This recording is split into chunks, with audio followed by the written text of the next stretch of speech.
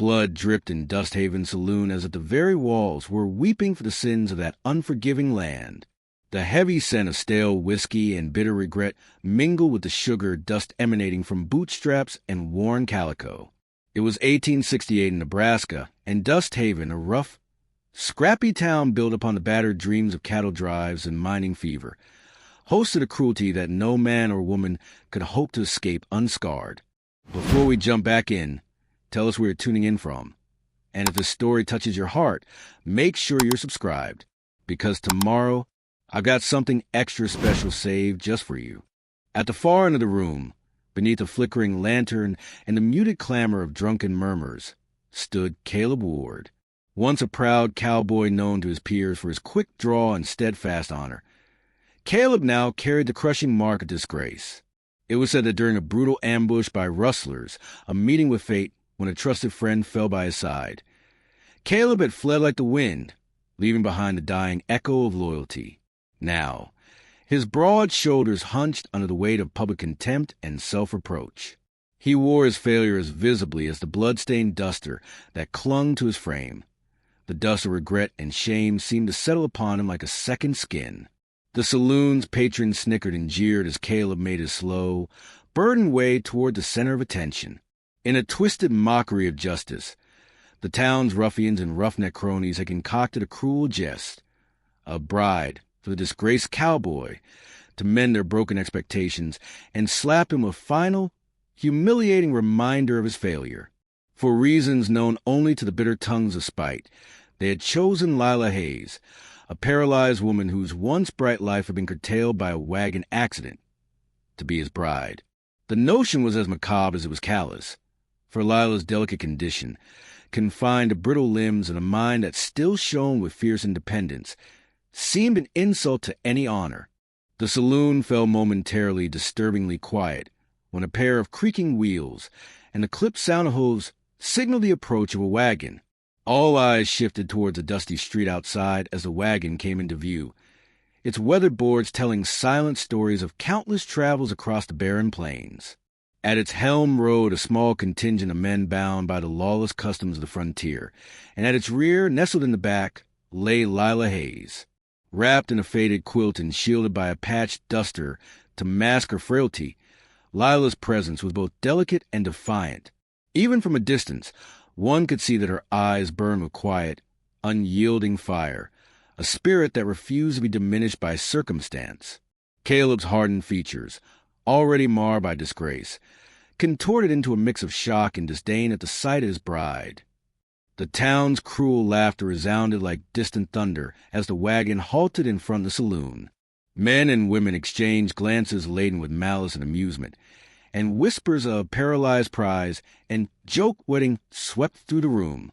Mockery reigned as the wagon's door swung open and Lila's arm, her only free limb, was extended forward to meet the scornful crowd. A burly, scarred man, known simply as Jed, stepped forward and bellowed, "Well now, reckon this is the finest joke Dusthaven's seen yet. Caleb, you're getting yourself a bride who can't even ride or fight." His laugh, low and derisive, blended with the clinking of tankards and the creak of the saloon doors. The cruelty of the moment was palpable, and yet beneath it all, a current of something undefinable stirred, a promise of redemption that neither the raucous crowd nor the misbegotten tradition could quite quench. Caleb, whose eyes were fixed on the approaching wagon, felt a tumult of conflicting emotions surge within him. Shame and self-hatred warred with a stubborn spark of indignation. For the first time in years, he felt compelled not by duty or expectation, but by a raw, personal desire to reclaim what had been stolen from him, dignity, honor, and perhaps even a shred of purpose. The mocking laughter of the townsfolk cut through him like a blade, and he clapped a heavy hand over his face with a pained snarl. Deep inside, he wondered how often cruelty had been the answer to failure in these lawless lands. As the wagon halted at the very threshold of the saloon, the dust swirling around its wheels mingled with the stagnant air of disdain inside. The door creaked open once more, and a man with kindly eyes but sorrowful features emerged to escort Lila inside. That man, his gait unhurried and his expression riddled with empathy, was Sheriff Amos McCready's deputy, a quiet soul named Tobias, known for his gentle manner and unspoken affability. Though his presence was a rare comfort in a town preoccupied with cruelty, even he seemed subdued by the gravity of the moment as he led Lila through the swinging doors. Inside the saloon's dim glow, the cruel laughter abetted the murmurs of reluctant silence. All eyes turned to Caleb as he stepped forward, his silence a volatile mix of anger and wounded pride. His eyes, dark pools of introspection, swept over the assembled crowd as if daring them to continue their mockery. For a heartbeat, time seemed to hold its breath, grief and rage intertwining like twisted vines. Then, with a voice that trembled with barely contained fury, Caleb spoke. "Where's my bride's honor? And more importantly, where's the man responsible for this disgrace?" His words, though directed toward the humiliation he suffered, carried a dual accusation, the weight of an unspoken challenge that demanded more than empty laughter. A murmur passed through the room, as if the very soul of Dusthaven had been forced to reckon with an uncomfortable truth. In that moment, the cruel joke that had been set upon him began to shift in meaning. Caleb's challenge reverberated like a somber drum against the hollowness of their collective mockery. Even among the hardened faces, there was a glimpse of understanding, an acknowledgement that sometimes the cruelty of men belies deeper wounds that deserve compassion and justice. As the final echoes of Caleb's words faded, the wagon's tires creaked once more, announcing that, for now, the stage was set. Lila, who had watched the unfolding scene with quiet, resolute eyes, allowed herself a small, imperceptible nod. Though she remained silent, the firm set her jaw and the determined glimmer in her eyes spoke volumes. She was more than a trophy or prop. She was a woman of substance, whose fate, however cruelly decided by others, might yet be reclaimed by her own indomitable spirit.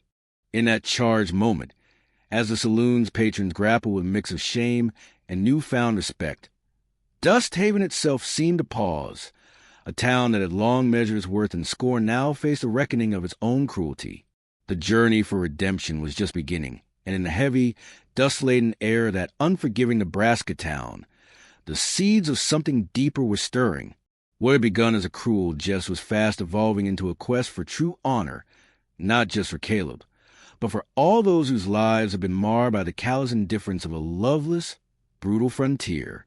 And so, with the wagon still at the saloon's threshold and the murmurs of the gathered crowd ebbing into a tentative silence, a new chapter unfurled in Dusthaven, one that would test the limits of pain, pride, and ultimately, redemption.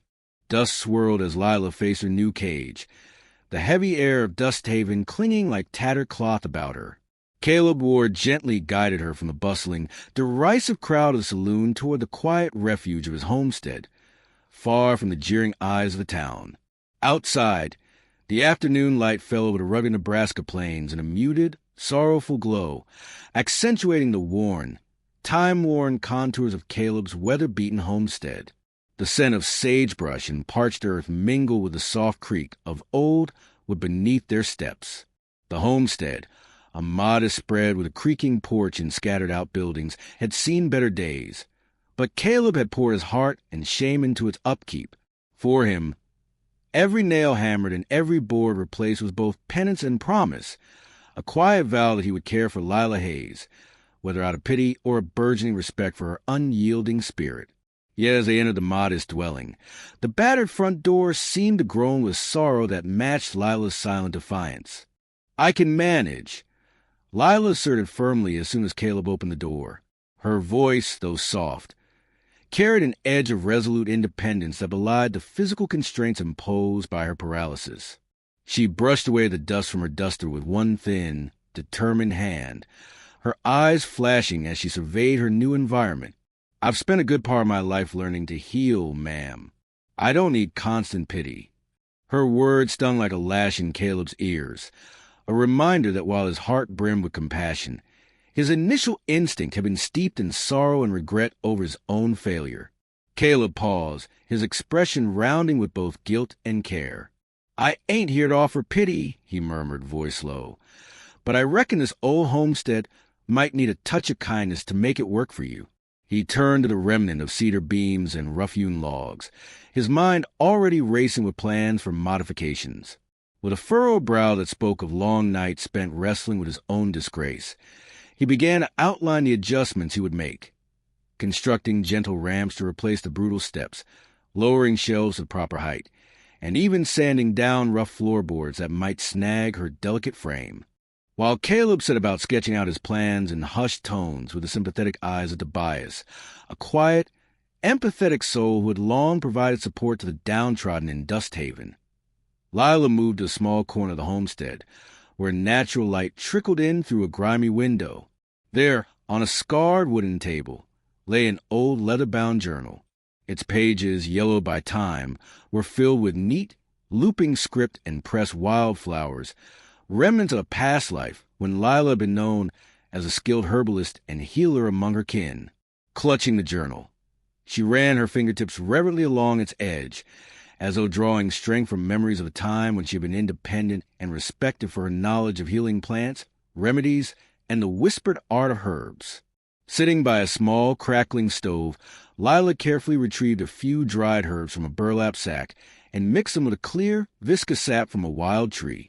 With practiced hands, honed by years of self-reliance despite her condition, she began to prepare a salve, a healing ointment that not only eased minor cuts and bruises, but also acted as a balm for weary hearts.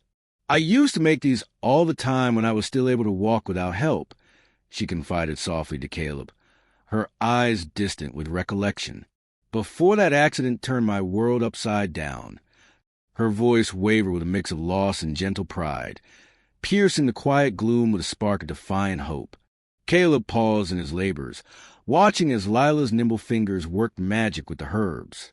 For a long moment, the only sounds were that of the simmering pot and the soft rustle of pages turning in the journal. In that silent communion, their differences, his bruised pride and her unyielding independence, began to meld. Yet outside the fragile sanctum of the homestead, the cruelty of Dusthaven still reared its ugly head. Later that afternoon, as Caleb ventured into town to fetch supplies, a group of jeering townsfolk gathered near the local store. Jed, a burly man with a perpetually sneering visage, took every opportunity to hurl vicious taunts. "Look at 'em, like broken relics," he bellowed as he spied Lila seated on a creaking bench outside the store. "I ain't seen a paralyzed bride so worthless since the last tumble of buckaroo." His words, laced with scorn, echoed off the walls and dug into Caleb's heart, fueling his own shame. Their jeers stung not just Lila's fragile pride, but struck at the very core of Caleb's desire to protect and uplift her. Tobias, ever supportive neighbor, quietly slipped into the fray and handed Caleb a bundle of provisions, a silent gesture of empathy that spoke volumes more than loud words ever could. "Some folk ain't born to understand kindness, Caleb," Tobias murmured in a hushed tone as he passed him fresh bread and straw. "But reckon they might learn in time." His words offered a small, yet poignant reminder that there existed gentle souls amidst the harsh judgments of the frontier. As dusk settled over the plains and the golden light softened into twilight, Caleb and Lila found brief respite on the creaking porch of the homestead. The wind, burdened with the scent of sagebrush and distant rain, whispered over the wooden boards and through the gaps in the rails. Lila sat quietly, journal resting on her lap, as she traced a finger over its worn cover. Every scratch and scribble on the journal told the story of a woman once proud in her healing craft, a story she now hesitated to share, but could no longer hide from her own heart. "You reckon these modifications will help, Caleb?"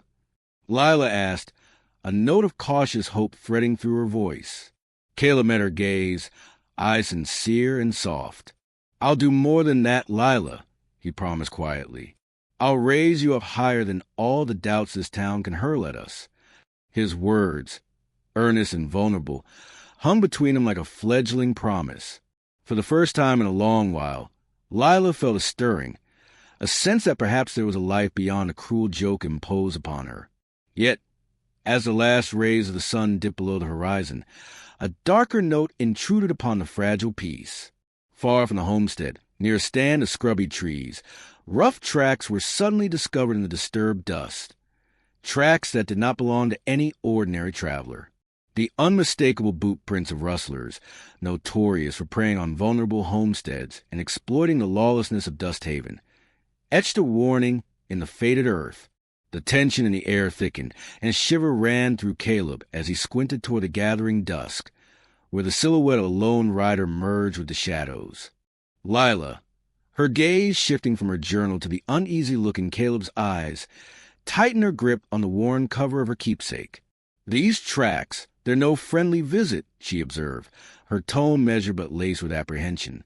Her personal pride, so fiercely intertwined with her decades of healing and independence, now rang in dissonance with the threat outside. As the night's chill began to seep through the timbers of the homestead, Tobias returned with more supplies, and with a grim message from town messengers. "Heard some rustlers been seen prowling near the homestead," Tobias reported softly, his eyes cast downward as if to hide his worry. "Reckon they're heading this way." Caleb's heart sank as he absorbed the news. For all his efforts to transform his shame into something better, the specter of rustler violence loomed once again. He stepped from the porch and scanned the twilight, where every shifting shadow and gust of cold wind carried hints of danger. Lila remained seated, her expression defiant even as her fingers brushed against the journal, a silent promise that her own inner strength would see her through. With a determined sigh, Caleb resolved, "We'll not be broken by these outlaws. If they come, we'll meet them head-on." His tone was resolute, despite the tremor of worry in his voice. In that moment, despite the mounting threat, a fragile new bond began to crystallize between them. A bond forged in shared suffering and the stubborn, resilient defiance of those who refused to yield. As night descended fully and the desert's cool breath whispered through the nearly darkened homestead, a single shadow moved stealthily along the edge of the property, barely perceptible against the deepening gloom. The sound of distant hoofbeats and the rustle of underbrush hinted at an approaching danger that promised to shatter the temporary calm. In that subtle, menacing motion, the quiet homestead on the Nebraska plains braced itself for a trial by fire, a test that would soon demand every ounce of courage from Caleb and every measure of resolve from Lila. And as the night grew heavy with the weight of unspoken threat, the homestead stood as a beacon, a defiant symbol of redemption amid the sandy storms of disgrace and cruelty, leaving the future hanging on the cusp of imminent peril. Night fell heavy with rustlers' boots, a sound that echoed like the beating of a war drum across the barren Nebraska plains. Under the shroud of a moonlit sky, Caleb Ward and Lila Hayes braced themselves on the porch of the homestead. The air was thick with tension and the acrid tang of gunpowder, as if the very wind carried an omen of violence. In the distance, the rhythmic stomping of intruders punctuated the stillness, and Caleb's heart pounded with a mix of dread and resolve. Without warning, a volley of harsh shouts erupted from the darkness. Silas Crow's gang of rustlers, driven by greed and the promise of margin on coveted cattle routes, descended upon the homestead with ruthless precision. Caleb, his hand already hovering over the rifle slung across his weathered shoulder, squared his stance as the first rustler burst through the tree-line. The sound of shattered glass and splintering would mingle with the terrified screams of livestock, echoing across the property. "Stay down, Lila," Caleb bellowed, his voice carrying clearly over the chaos. Lila, seated on the low wooden steps of the porch, had hidden a small pistol beneath the worn leather of her journal's cover, a journal she had clutched since arriving in Dusthaven. In a flash, she grasped it firmly. Her steely eyes betrayed none of the vulnerability that her paralyzed body might suggest.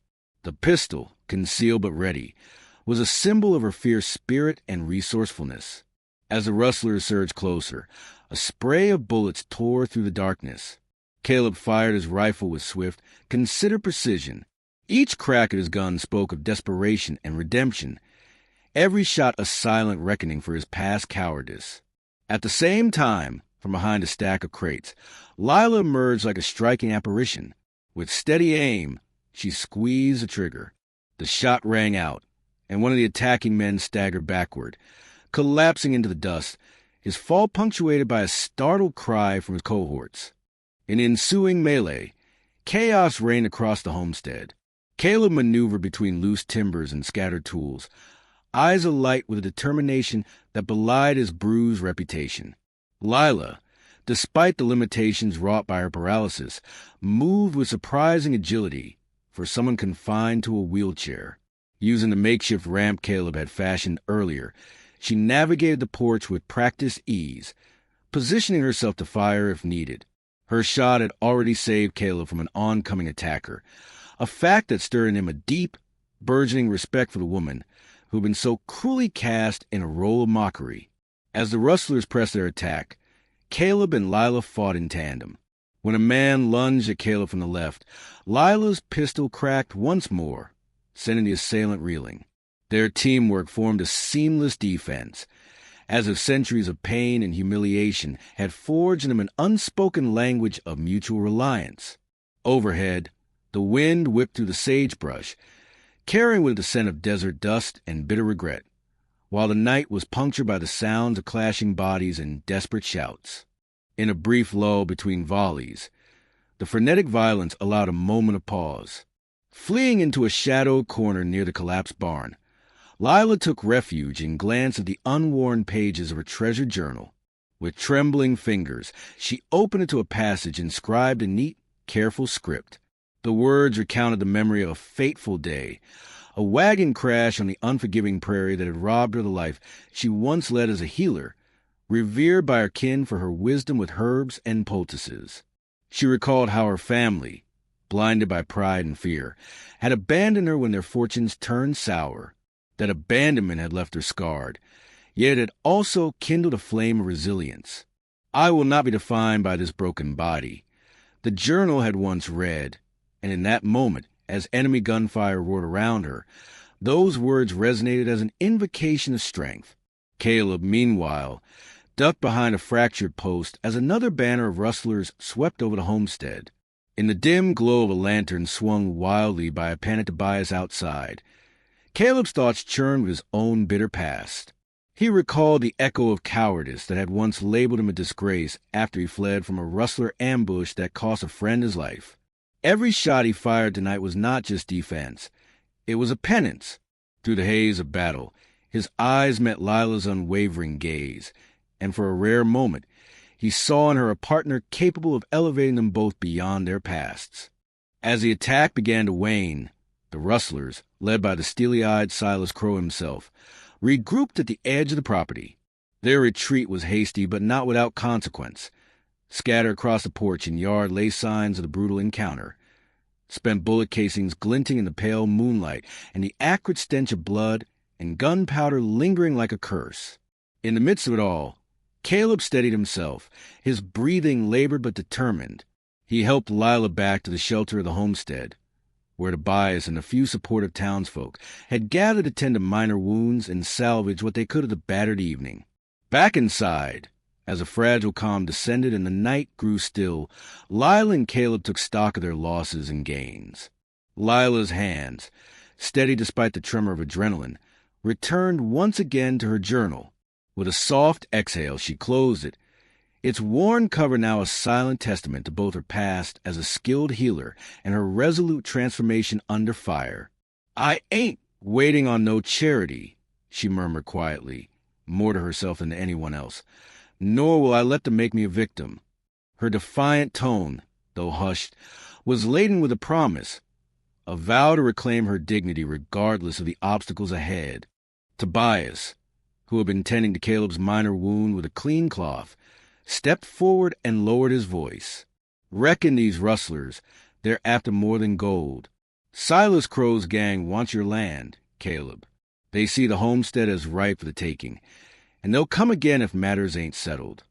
His words were solemn, a stark reminder that the battle was far from over and that the threat of further violence loomed in the dark corners of Dusthaven's lawlessness.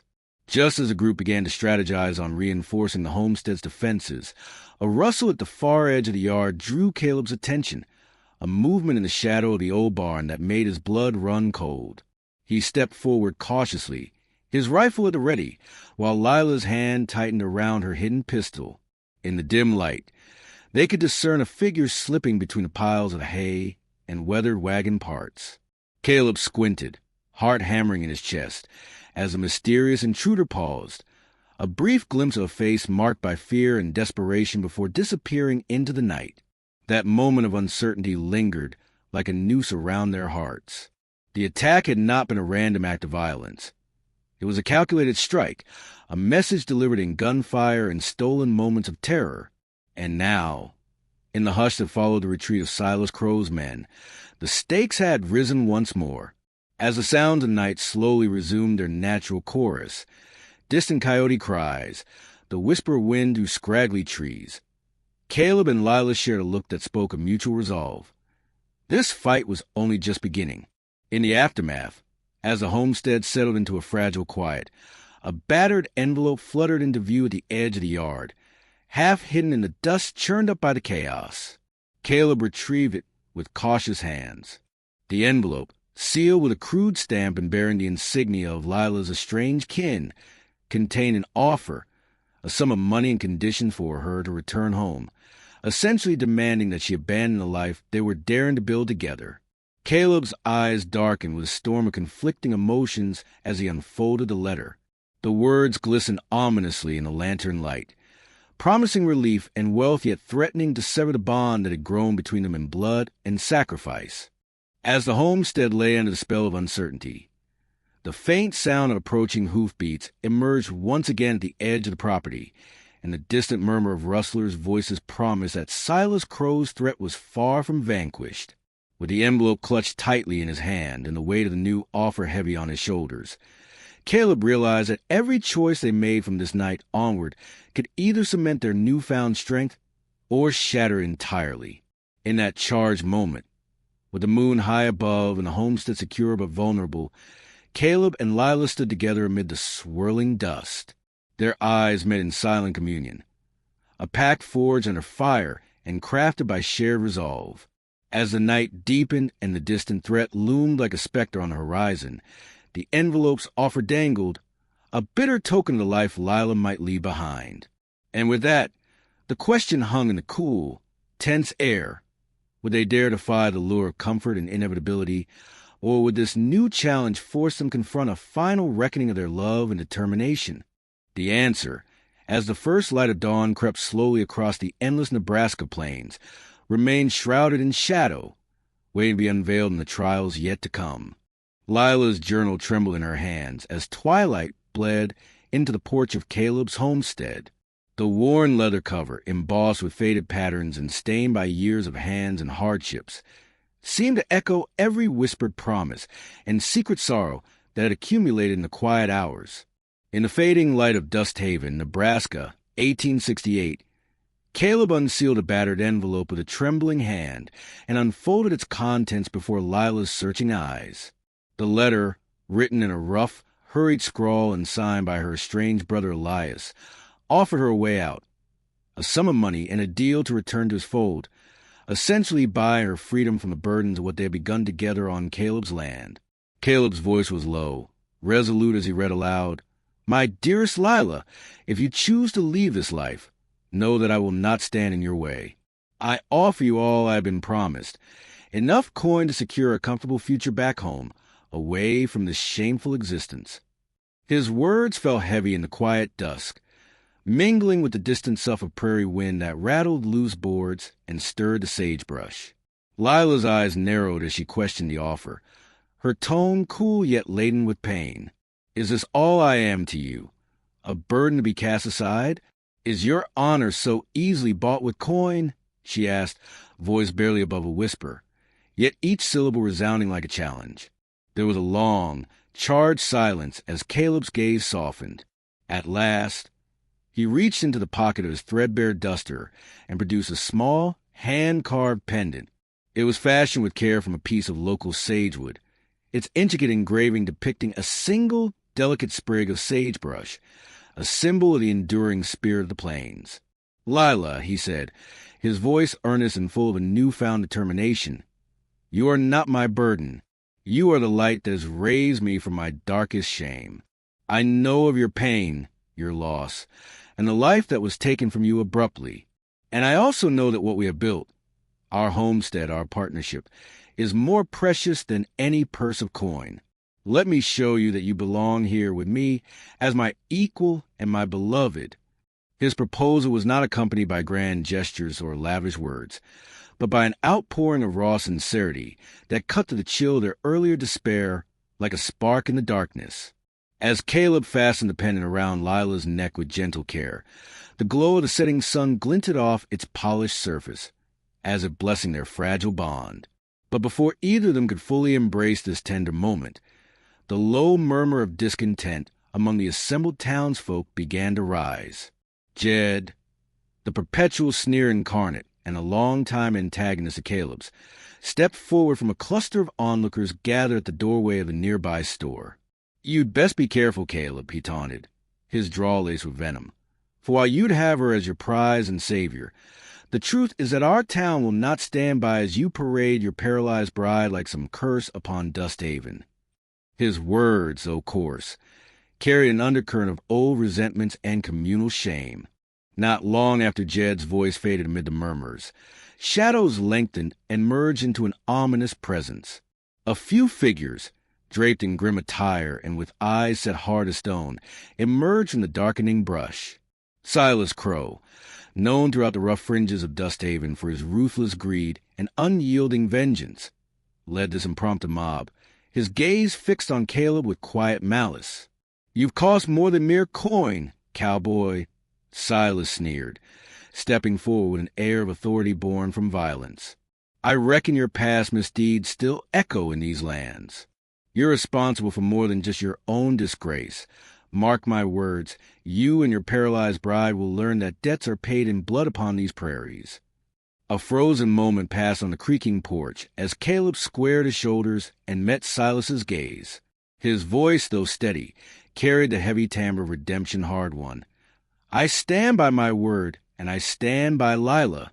You might call it disgrace or pity a burden, but I'll have you know that I've chosen to build something true here, something that rises above the cruelty and shame." His tone, measured with quiet defiance, garnered whispered support from a few onlookers.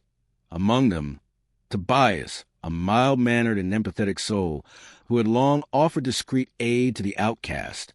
Before the moment could settle further into grim resolution, the tension escalated as Silas's cronies advanced with ill intent.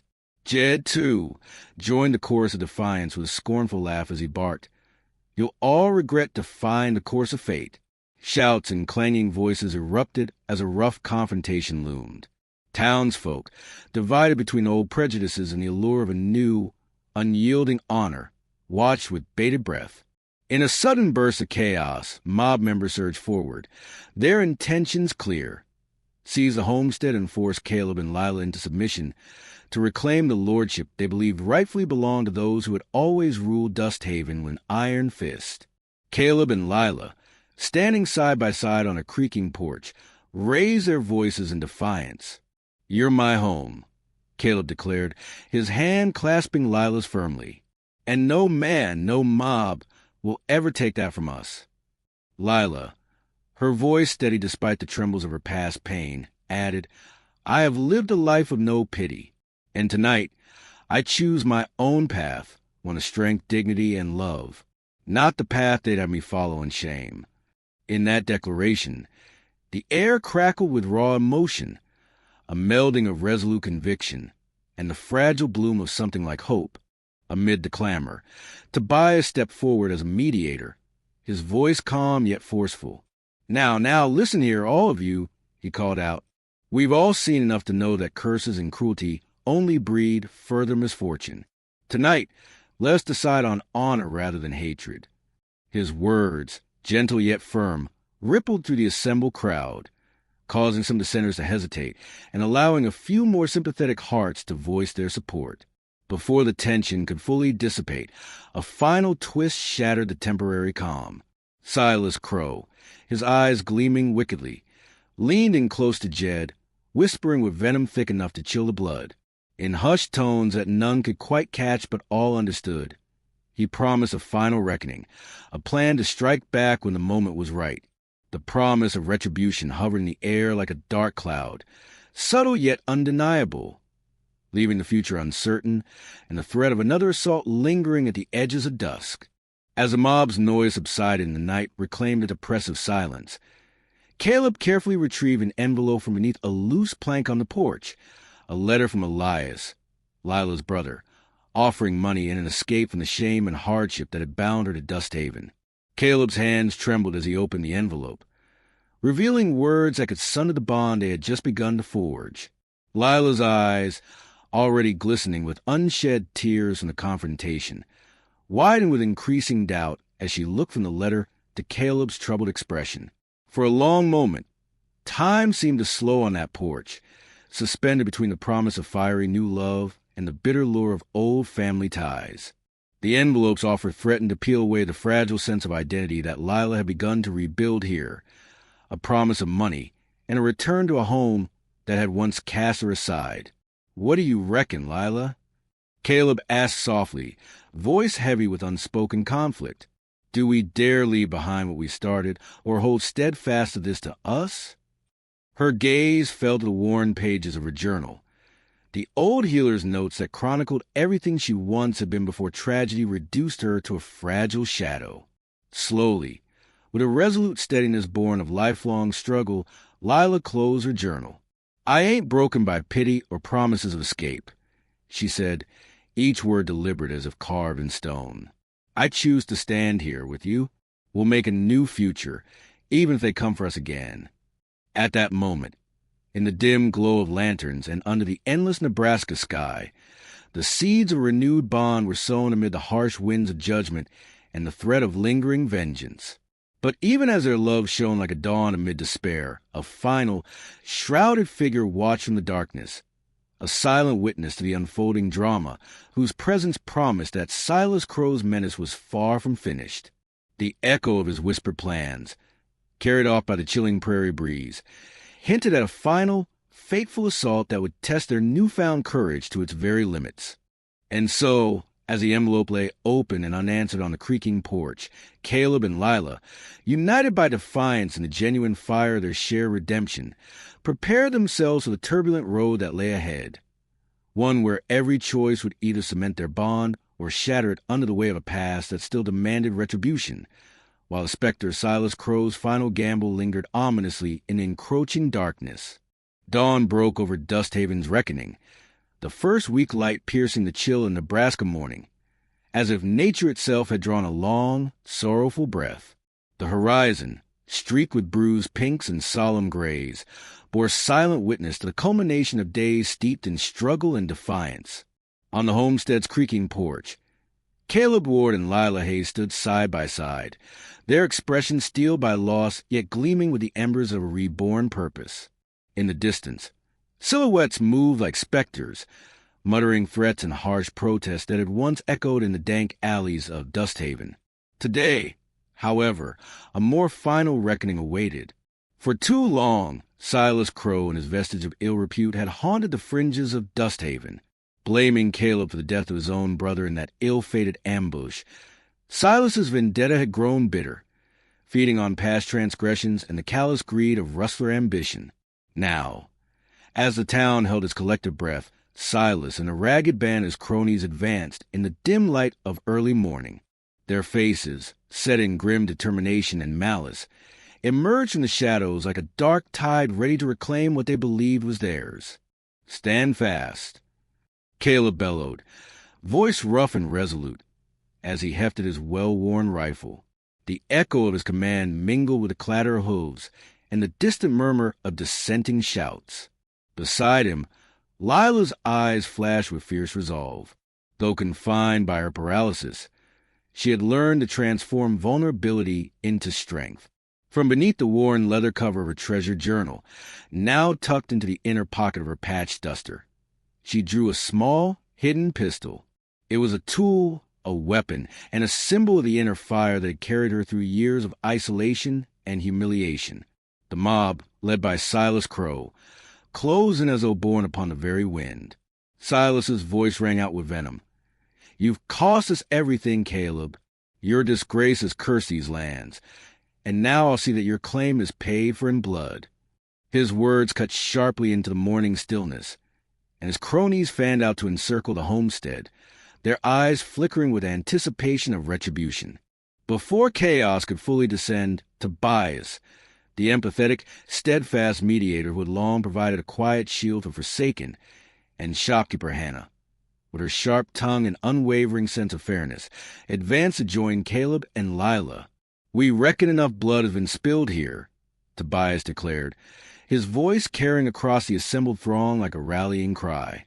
"Today justice is to be served, and we will not let old sins dictate our future." His words, measured and full of earnest authority, broke through the tension like a beam of light across a darkened corridor. In response, Caleb took a steady step forward, his eyes never leaving Silas's as he brandished his rifle. "I may be scarred by my past," he said, voice resolute and low, "but I stand here not as a coward, but as a protector of this land, and of Lila, who has raised my spirit higher than any scornful tongue could tear it down." His declaration wove the cold air, stirring a murmur of assent from several townsfolk who had grown tired of the cruelty that once reigned unchecked in Dusthaven. At that moment, Lila moved swiftly. "If they come any closer," she whispered, her tone both gentle and dangerous, "I'll show them what a healer can do when she's fed up with being underestimated." With practiced precision, she activated a trap she had fashioned using her herbal concoctions. Earlier that night, knowing the threat of rustlers was never far, she had brewed a potent salve from wild sage and bitterroot extracts, its fumes strong enough to confuse the senses. As the mob surged forward, Lila released a burst of dense herbal smoke from a hidden vial, enveloping the attackers in a choking cloud that turned their advance to chaos. In the ensuing confusion, Caleb's rifle barked out precise shots that scattered Silas's men. For a heart-stopping few moments, the only sound was a ragged inhale of the rustlers and the steady beat of Caleb's determined pulse. Then Silas himself, his face a mask of fury and desperation, stepped forward to the smoky haze, waving a crude, tattered truce flag with trembling hands. I surrender," he rasped. "Let Tobias decide my fate." The mob, now disoriented and clearly overpowered by the unity of those who supported Caleb and Lila, hesitated as the sharp eyes of the assembled townsfolk, once indifferent and cruel, now shone with a semblance of justice. Tobias was quick to act. "Silas Crow," he intoned, voice steady, "you stand accused of inciting violence and endangering the lives of our people, a debt that must be repaid." Under the watchful gaze of Hannah and other community leaders, Silas was bound and led away, his bitter protests echoing feebly into the growing day.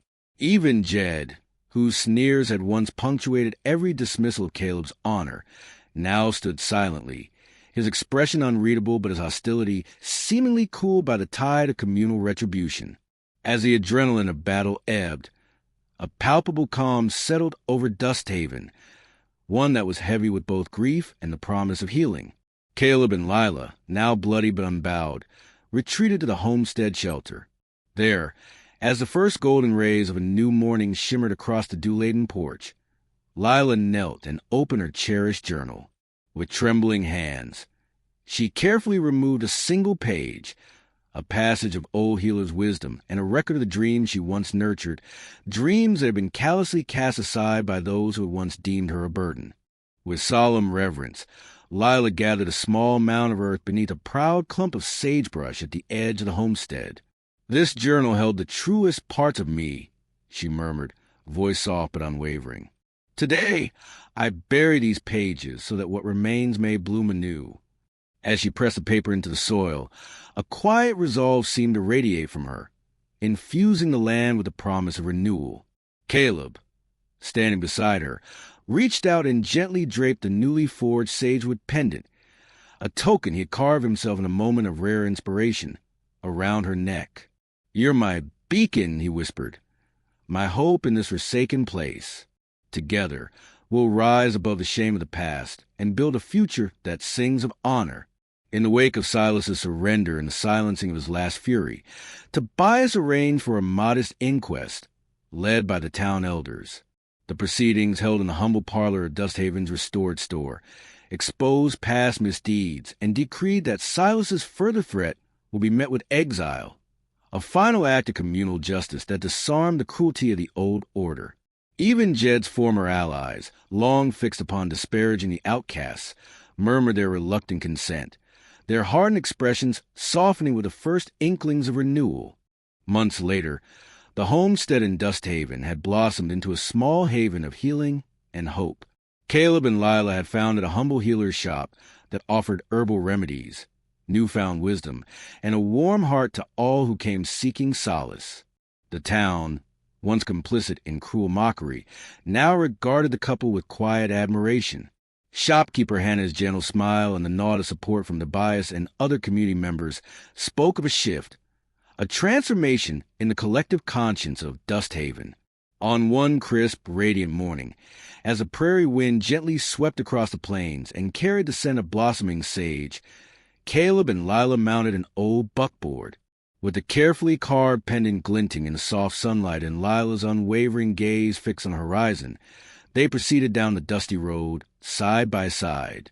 Their journey was symbolic, a farewell to a past steeped in shame, and a stride toward a future where love and resilience reigned supreme. Though the bitter ghost of Silas Crow's final threat had been exiled, whispers of his vengeance still lurked in the upper winds, a reminder that even the deepest wounds leave scars. Yet, as Caleb and Lila rode out together, the sound of rhythmic hoofbeats joined by soft murmurs of hope, it was clear that they had forged a bond that would outlast the cruelty of those times. Their story of redemption, resilience, and the triumph of love that rose higher than any imposed disgrace had found its place among the legends of the Wild West. And as Dusthaven slowly emerged from the shadow of its troubled past, the couple's ride into the golden horizon promised a new dawn, a future built on honor, hope, and the enduring strength of hearts that choose to love against all odds.